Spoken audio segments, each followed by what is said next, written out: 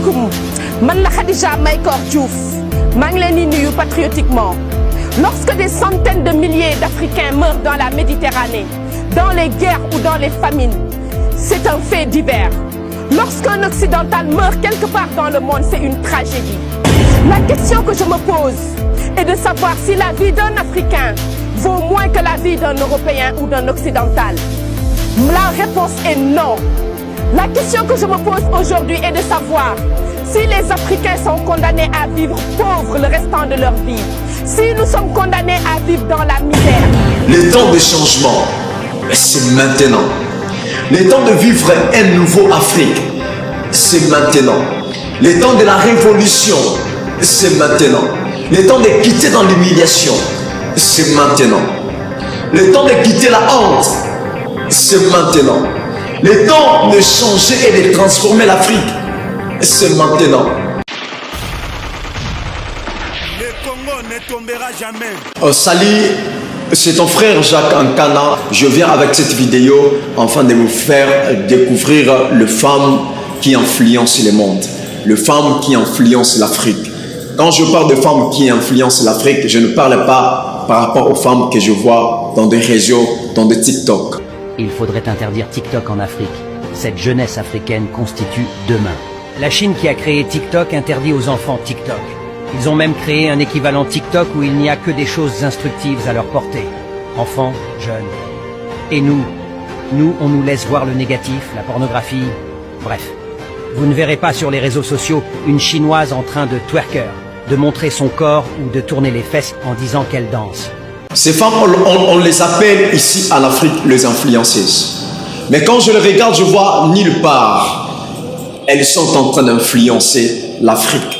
Nulle part elles sont en train d'influencer le monde.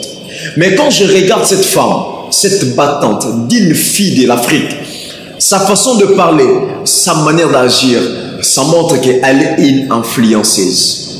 Elle est appelée pour réveiller la conscience de plusieurs dames, de plusieurs filles, même ceux qui viendront après nous. Je vais vous laisser à suivre cette vidéo. Je l'appelle, elle est parmi les filles, les dames, les demoiselles qui font peur aux étrangers. Elle est parmi les dames qui influencent l'Afrique. Je vous demanderai de vous installer et de suivre cette vidéo. Salam alaikum. Man la Khadija Maïkor Diouf. Mangleni nuyu patriotiquement. Lorsque des centaines de milliers d'Africains meurent dans la Méditerranée, dans les guerres ou dans les famines, c'est un fait divers. Lorsqu'un occidental meurt quelque part dans le monde, c'est une tragédie. Est-ce que vous pouvez réfléchir ensemble avec moi ce que cette dame est en train de dire?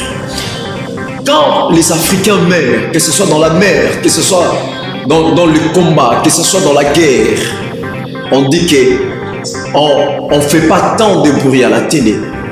Mais lorsque un Européen, un Américain, un étranger meurt, c'est une tragédie. Est-ce que nous n'avons pas vraiment de la valeur aux yeux du monde? Est-ce que nous n'avons pas vraiment de la valeur? Est-ce que nous ne pesons pas, nous les Africains? Aux yeux des autres mondes, aux yeux des autres cieux, nous n'avons pas de la considération. Nous ne pesons pas, tandis que nous avons tant de richesses. Nous devons être le peuple mieux sécurisé du monde. Nous devons être le peuple mieux apprécié du monde. Nous devons être le peuple mieux adoré du monde. L'Afrique en général devrait être un continent le plus adoré du monde. Mais pourquoi nous n'avons pas de la valeur aux yeux du monde? Pourquoi nous n'avons pas de la valeur aux yeux des Européens? Pourquoi nous n'avons pas de la valeur aux yeux des Américains? Pourquoi nous n'avons pas de la valeur aux yeux de d'autres cieux? La question que je me pose est de savoir si la vie d'un Africain vaut moins que la vie d'un Européen ou d'un Occidental. La réponse est non. La question que je me pose aujourd'hui est de savoir si les Africains sont condamnés à vivre pauvres le restant de leur vie, si nous sommes condamnés à vivre dans la misère. Et c'est ainsi que nous devons réfléchir au travers de cette vidéo et de dire non à cette condamnation. Mesdames et messieurs, si c'était une condamnation au travers de nos richesses, c'est le temps de dire non à cette condamnation. Si c'était une condamnation que nous puissions que nous devons être toujours derrière les Occidentaux, derrière les Européens, c'est le temps de dire non à cette condamnation. Si c'était une condamnation de telle ensemble que les étrangers viennent toujours piller nos richesses et les tuer à la fin, c'est le temps de dire non à cette condamnation. Si c'était la condamnation de pouvoir laisser toujours la porte de l'Afrique ouverte au travers d'autres cieux, de venir déposer les épidémies, les virus ici en Afrique, c'est le temps de dire non à cette condamnation. Si la condamnation c'était que nous puissions commencer à courir derrière, toujours derrière les Occidentaux, derrière les impérialismes, derrière les Européens, c'est le temps de dire non à cette condamnation et à cette manière de vivre. Que dirons-nous à nos enfants? Parce que nos enfants nous poseront des questions plus tard. Et qu'est-ce que nous allons dire à nos enfants? C'est le temps de s'élever et c'est le temps de dire non à cette condamnation. Je pense bien qu'un autre destin est possible pour l'Afrique. Mais encore, faudrait-il mener notre révolution. Mais il n'y a pas de révolution sans conscience. Il n'y a pas de révolution sans détermination. Et encore moins, il n'y a pas de révolution sans sacrifice. Parce qu'un peuple qui a la conscience, il ne donnera plus l'accès aux autres peuples de venir les détruire, tuer ses frères et voler ses richesses. Un peuple qui a la vie de sacrifice, il sera toujours présent à se sacrifier pour le changement de son peuple, pour le changement de son pays et pour le changement de son continent. Un peuple qui est réveillé. Vous savez, mesdames et messieurs, la chose qui manquait nos pères, nos grands-parents, ce qui était venu après nous, c'était les droits. Parce que les droits est la seule chose qui amène la révolution dans la vie d'un peuple. Le droit est la seule chose qui pousse un peuple à se révolutionner. On peut tout vous refuser, mais on ne peut jamais vous refuser la liberté. On peut tout vous refuser et on ne peut jamais vous refuser à rêver. Nous sommes en train de rêver. On a passé beaucoup de temps en train de rêver seulement. Et c'est maintenant le temps de vivre les choses qu'on était en train de rêver l'autre fois. Se gagne ou se perd, mais encore faudrait-il qu'il soit mené. Je lance un appel à tous les Africains. Je lance un appel à la jeunesse et je lance un appel à la révolution. Je pense bien qu'aujourd'hui, il est temps pour l'Afrique, pour les Africains, de mener leur propre révolution comme l'ont fait des peuples avant nous. J'ose espérer aujourd'hui qu'il existe des femmes et des hommes anonymes qui croient encore au destin de l'Afrique. Il n'existe qu'une seule façon pour un peuple d'affirmer sa dignité, c'est d'écrire son histoire. Parce que l'histoire est créée toujours par les hommes qui ont la conscience. L'histoire est créée toujours par les gens qui se distinguent des autres.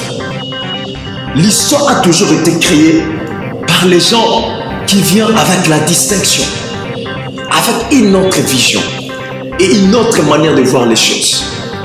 Peuple africain, c'est le temps de commencer à créer l'histoire. Quel que soit au fin fond ou à l'endroit que tu te retrouves maintenant, au moment où tu es en train de suivre cette vidéo, c'est le temps et c'est la saison de créer l'histoire. De créer l'histoire, une autre histoire pour l'Afrique. De créer une autre histoire dont nos enfants verront et diront que mon père s'était élevé. Ma mère s'était élevée. Elle s'était élevée afin de se battre, de combattre pour le changement de son Afrique. Et c'est maintenant que nous devons s'élever et commencer à écrire une nouvelle histoire. L'histoire dont nos enfants verront. Et lorsque nos enfants verront cette histoire, seront en train de citer ton nom et de dire que ma mère s'était élevée pour le changement de son Afrique.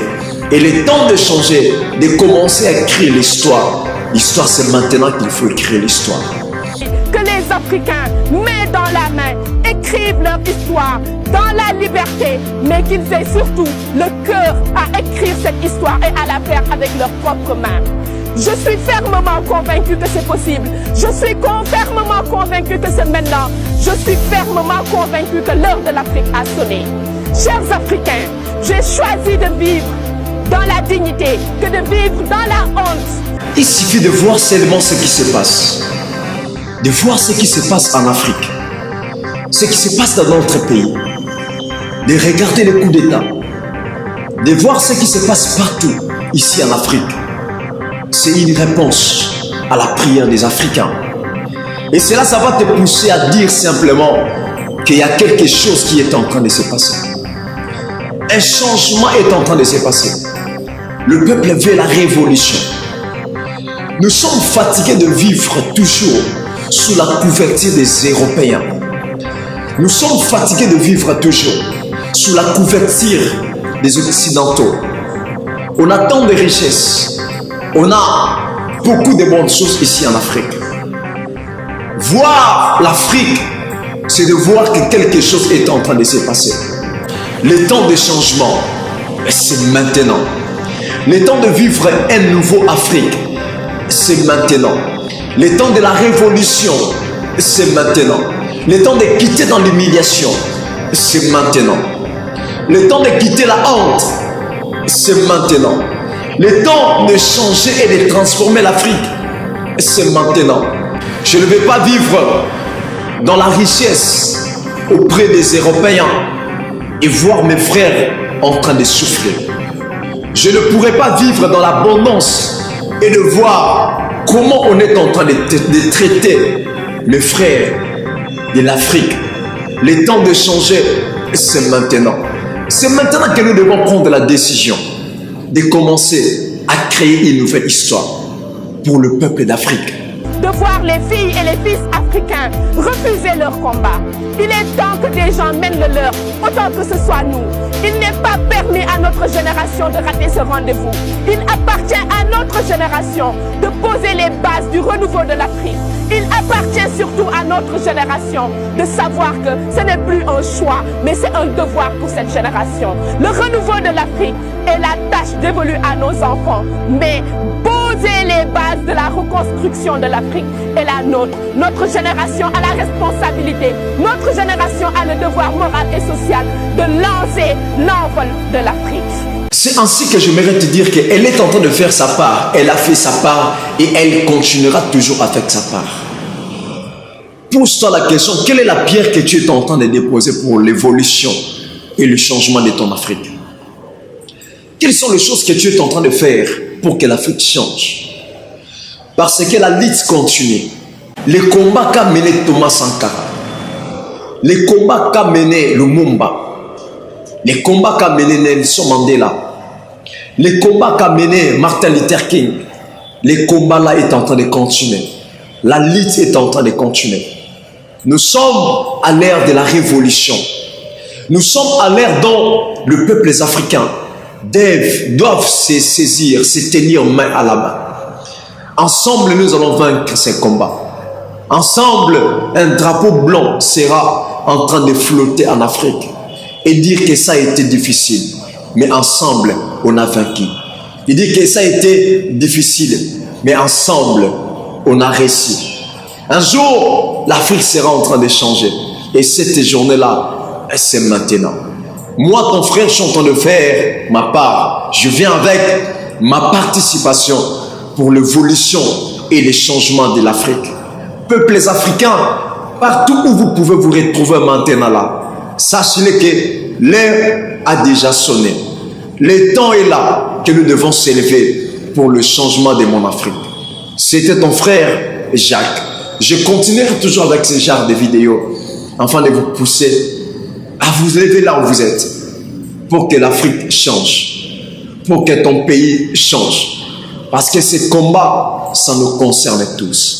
C'était ton frère Jacques Nkana. Je te donne rendez-vous à la prochaine vidéo. Je vous aime beaucoup. Merci beaucoup. Le Congo ne tombera jamais.